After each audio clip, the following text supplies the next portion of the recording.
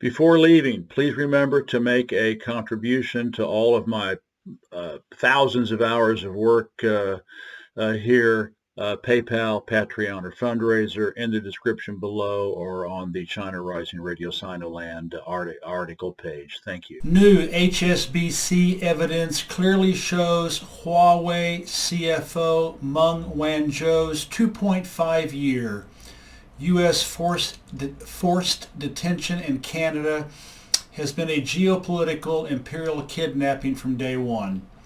Pictured above, Huawei Canada's just released statement about Meng Wanzhou's ongoing U.S.-led detention going back 2.5 years. Of course, Meng is innocent, but Western courts are corrupt finger puppets of the 1% elites and always have been. So the jury is still out. Pardon the pun. Note before starting, incredibly, since Meng's kidnapping at Vancouver Airport 1 December 2018, HSBC has been flying totally under the mainstream radar. Not anymore.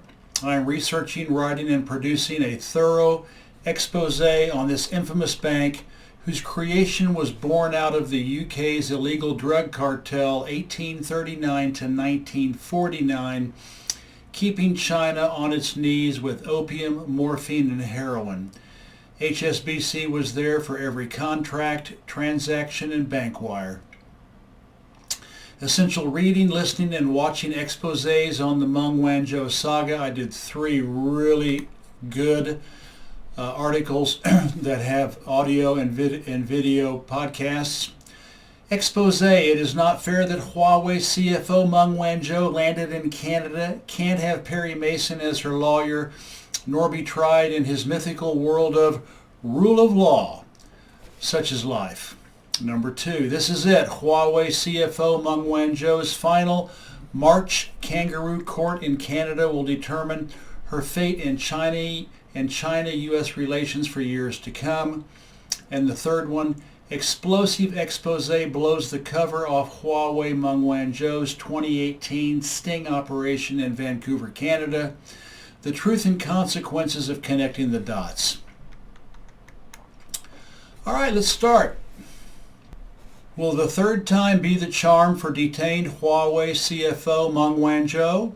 First, the UK High Court refused her legal team's request to see relevant HSBC documents since it was her now infamous PowerPoint presentation to one of their officers, bizarrely at a cafe in Hong Kong when the bank has hundreds of offices in their massive skyscraper nearby that is the basis of all the accusations. More on that in my next expose, which will come out soon and which will reveal everything you need to know about this incorrigible bank, past and present. Meng's team then made the same request to Hong Kong's courts, and they agreed that HSBC's internal records were relevant to her trumped-up U.S. extradition case in Vancouver, Canada, maybe because as Hong Kongers they know all about HSBC's sordid history going back to the Opium Wars and the UK's global drug cartel, which dramatically and negatively affected China's modern history. Those records were just released, and it is good news for Meng when mainstream media and lapdog vassal Canada at that admits, and I quote, Meng Wanzhou is detained on what increasingly look to be trumped up politically motivated charges, end of quote. Then you know that Uncle Sam's big fat finger in the imperial dike, in this case, is reaching its point of diminishing marginal returns. In a related video, the same said Canadian journalist predicted that the newly released HSBC sourced documents are more than enough for Canadian Minister of Justice / Attorney General David Lametti to release Meng post haste, and if not, she will surely get released on appeal to their Supreme Court. Never mind that Western justice is as crooked as a crippled dog's hind leg, but the fact that after 2.5 years it is being MSM discussed is very encouraging indeed. So for third time's the charm, will the presiding judge, Associate Chief Justice of British Columbia Supreme Court Heather Holmes allow evidence that is apparently what is needed to get Meng freed? She should, but the fact of the matter is, one, this is a patently U.S.-driven geopolitical vendetta to damage, extort Huawei, and destroy China's image in the West's big lie propaganda machine, the BLPM, and too often empire does not know when to call it quits. Number two, Judge Holmes seems to have a less than ethical reputation. These are all referred if you go back to the original article. Number three, the whole ordeal has been a kangaroo court from day one. And number four, Ottawa is a weak step-and-fetch-it for Washington, which means anything could happen for better or for worse concerning Meng. Without going into a lot of detail, the internal HSBC emails, memos, and other documents demonstrate that Meng did not lie or commit fraud in her coffee table presentation, which was surely a setup at the behest of the U.S. Departments of Justice and Treasury.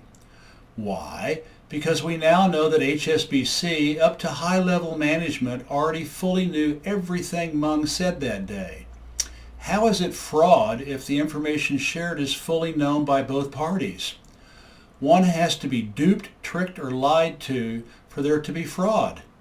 Again, MSM is now singing the same, what should be obvious, song, and I quote, "But if the entire case rests on whether Meng misled HSBC, how could the judge not consider documents that suggest the person at the bank responsible for weighing sanctions, money laundering, and fraud was well aware of Huawei's relationship to Skycom and still recommended the reputational risk was acceptable?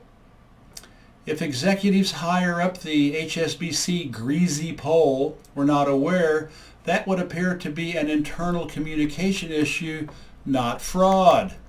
End of quote from an MSM or big lie propaganda machine source as you see fit. Prime Minister Justin Trudeau, whom my Canadian friends roundly mock as a spineless, pretty face, talked tete-a-tete with U.S. President Joe Biden during the recent G7 meeting. Did they talk about Meng's case? They must have, since Trudeau stated beforehand that he intended to discuss Canadians being tried in China on charges of espionage, the, quote, two Michaels, end of quote, Spavor and Kovrig. For Canadians, their arrest and court cases are simply Baba Beijing's quid pro quo diplomatic riposte to Meng's previous kidnapping, but how deceived they are. It's not the same thing as I have reported. Is true justice for Meng Wanzhou a possibility in such a tawdry cesspool of Western connivance and corruption which is being played out on empire's geopolitical chessboard? Is there a light at the end of her nightmare tunnel? Time will tell. Fingers crossed. Thank you. China Rising Radio Sinoland and China Tech News Flash signing out. Please make a contribution to all of my hard work. Thank you.